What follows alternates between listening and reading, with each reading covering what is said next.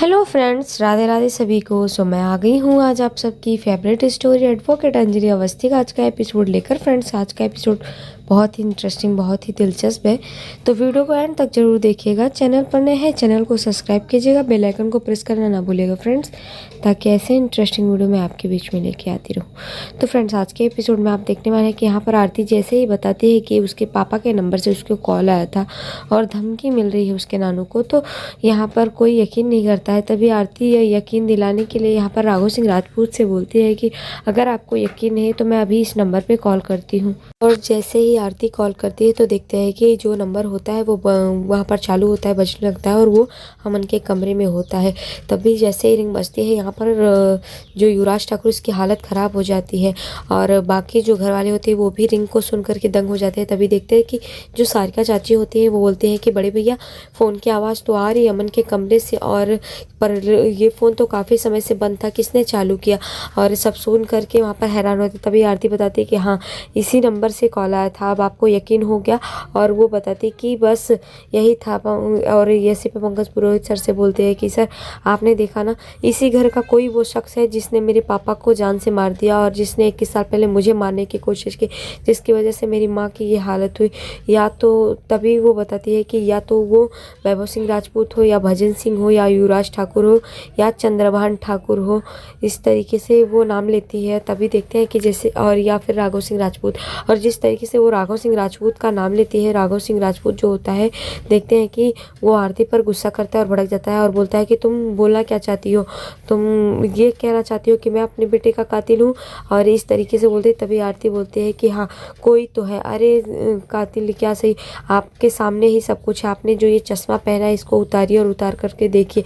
यहाँ इस तरीके से वो बोलते हैं। तभी देखते हैं कि युवराज ठाकुर जो होता है उसके होश उड़े होते हैं और यहाँ पर आरती बोलते हैं कि हो ना हो, कोई कातिल है जो कि इसी घर में है और उसे तो मैं ढूंढ निकालूंगी और उसे घसीटते हुए लेके जाऊंगी। तभी वो राघव सिंह राजपूत को बोलते हैं कि इसी घर से आपने मेरे पापा को निकाला था ना, मैं इसी घर से उस इंसान को निकाल के लेके जाऊंगी जो मेरे पापा का कातिल है, उस कातिल को घसीटते हुए लेके जाऊंगी। और यहाँ पर वो जाते जाते राघव सिंह राजपूत को ये भी बोलती है कि आप एक अच्छे दादाजी तो नहीं बन पाए, लेकिन एक हो सके तो एक अच्छे पिता बनना, और ये आप पहचानने की कोशिश करना। ये जो चश्मा के पीछे रंगीन दुनिया बसा कर रखे हो, इसको उतार के फेंकिए और बाहर निकल कर देखिए, इस तरीके से बोलती है। और यहाँ पर देखते हैं कि आरती इतना बोल करके वो वहाँ से चली जाती है और राघव सिंह राजपूत जो होता है, जैसे ही आरती के बोल करके जाती है तो उसको बस वही आरती की बात याद आ रही होती है और वो बस आरती के बारे में सोच रही होती है। और यहाँ पर तभी देखते हैं कि जो निहारिका होती है वो बोलते हैं कि ये क्या है। और तभी निवेदिता जो होती है वो बताती है कि बड़े भैया, ये क्या बता कर गई है लड़की की, ऐसे कैसे इल्ज़ाम लगा सकती है? यहाँ पर सारिका चाची बोलती है कि हाँ, कुछ सही बोल रही थी वो। और वो यहाँ पर बताती है कि अमन का नंबर तो काफ़ी समय से बंद था और इसने सच कहा। और ये सोच करके राघव सिंह राजपूत बस आरती की बात सोच रहा था और बोलता है कि भले ही मैं एक अच्छा दादाजी नहीं बन पाया, लेकिन मैं एक अच्छा पिता हूँ, इतना वो बोलता है। और यहाँ पर देखते हैं कि तभी निवेदिता चाची बोलते हैं कि बड़े भैया, अमन का फ़ोन तो आप कभी कभी यूज़ करते थे और आप ही चालू करते थे, फिर ये कैसे? और वो बताते हैं कि हाँ, अमन का फ़ोन भी चालू है और उस नंबर से फ़ोन। तभी वो बोलता है हाँ, मैं इस फ़ोन को यूज़ करता था, कभी कभी मैं अमन की तस्वीरें देखने की कोशिश करता था, लेकिन मैं सिर्फ अमन की तस्वीरें देखता था और मैंने आज तक उस फ़ोन से कभी किसी को कॉल नहीं किया, कुछ भी नहीं किया। और जैसे ही वो इस बारे में बोलता है तभी देखते हैं कि युवराज ठाकुर जो होता है उसकी हालत ख़राब हो जाती है। और राघव सिंह राजपूत जो होता है वो जैसे ये बताता है तो सब सुनने लगते हैं। और तभी देखते हैं कि युवराज वहाँ पर बहाना बनाते हुए बोलता है कि छोड़िए ना सर, हमारा जो प्लान है वो तो वैसे भी ऑलरेडी है और ये क्या बोल कर गई है। लेकिन कहीं ना कहीं उसकी बातों से, आरती की बातों से तकलीफ़ हो रही होती है राघव सिंह राजपूत को। तभी जैसे ही प्लान के बारे में बोलता है युवराज ठाकुर तो यहाँ सब लोग उसको देखने लगते हैं। और महक बोलती है कि युवराज, तुम किस प्लान के बारे में बात कर रहे हो? और सब लोग बोलते हैं कि कौन सा प्लान? यहाँ पर निवेदिता चाची भी बोलते हैं कि किस प्लान के बारे में बात करो। तो वो बहाना बनाते हुए बोलता है कि अरे कुछ नहीं, शाम की पार्टी के लिए मुझे तैयार भी होना है, इसलिए मैं जा रहा हूँ, बस उसी के प्लान के बारे में बोल रहा हूँ। और इतना बोल करके वो जाता है और भजन और राघव सिंह राजपूत को बोलता है कि जल्दी जल्दी जो बोला गया उसे बंदोबस्त कीजिए, वरना सब पलट जाएगा। यहाँ दूसरी तरफ देखेंगे कि आरती जो होती है अंजलि को सूप पिलाती रहती है और तभी उसके सामने वो अपना दुखड़ा रोती है और बोलती है कि माँ आपको पता है मुझे पापा के नंबर से कॉल आया था और मैंने उस कातिल के बहुत नज़दीक पहुँच चुकी हूँ जिसने पापा को मौत के घाट उतारा था। और यहाँ पर देखते हैं कि वो अपने माँ के सामने बोलती है कि माँ आपको पता है मैं आपको एक बात बताना चाहती हूँ कि जो मेरे पापा का कातिल है उस बारे में राघव सिंह राजपूत को कुछ नहीं पता। लेकिन हैरानी की बात तो ये है माँ कि वो उसी आदमी का केस लड़े जिस गाड़ी से आपका और पापा का एक्सीडेंट हुआ था, उस आदमी को उन्होंने बचाया। और बोलते हैं कि मुझे नहीं पता। और यहाँ पर वो अपनी माँ को बताती है और बोलती है कि माँ मैं बहुत ही करीब पहुँच चुकी हूँ और माँ मैं जल्द ही उस कातिल को ढूंढ निकालूंगी और उसे सज़ा दिलाऊंगी जिसने आपकी ये हालत की। और तभी वो अपने माँ के सामने रोती है और बोलती है कि माँ क्या मैं मनहूस हूँ?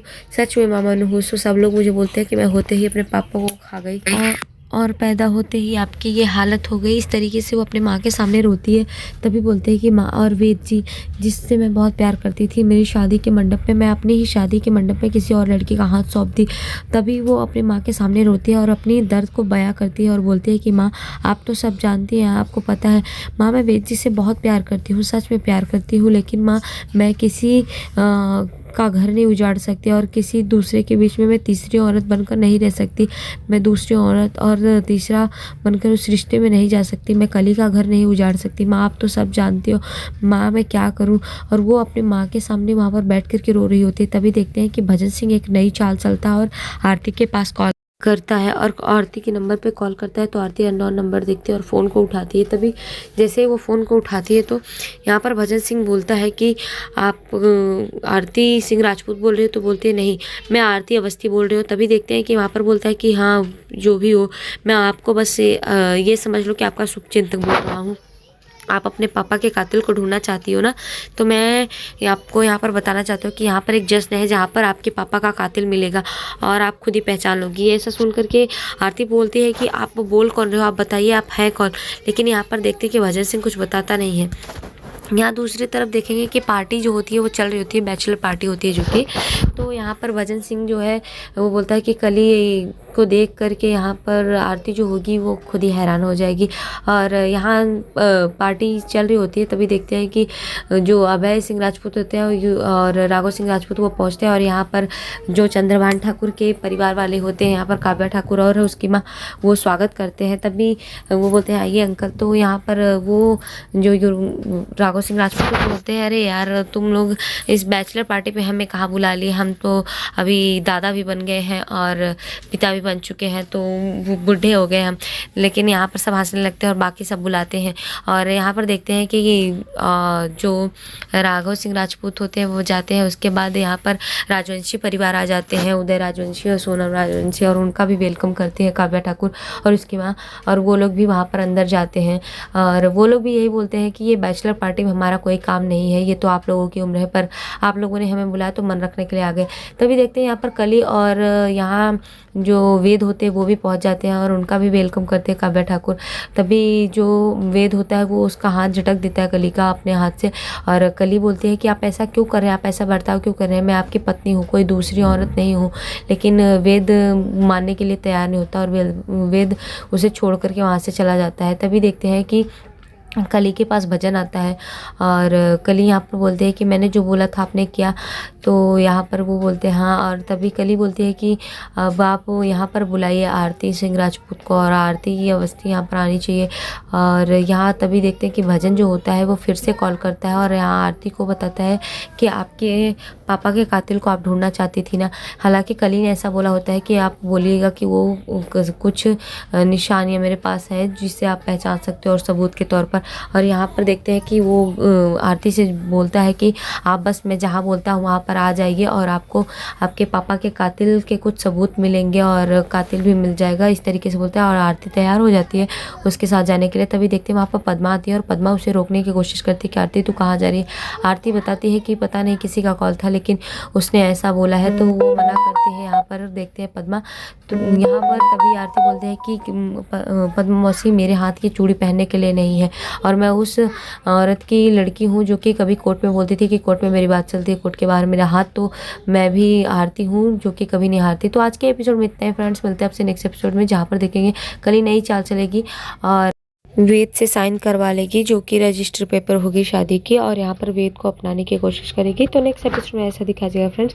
तो वीडियो पसंद आई तो प्लीज़ वीडियो को लाइक कीजिएगा, चैनल पर नए हैं चैनल को सब्सक्राइब कीजिएगा, बेल आइकन को प्रेस करना ना भूलिएगा। तब तक के लिए bye bye, Radhe Radhe, take care, मिलते हैं नेक्स्ट एपिसोड में।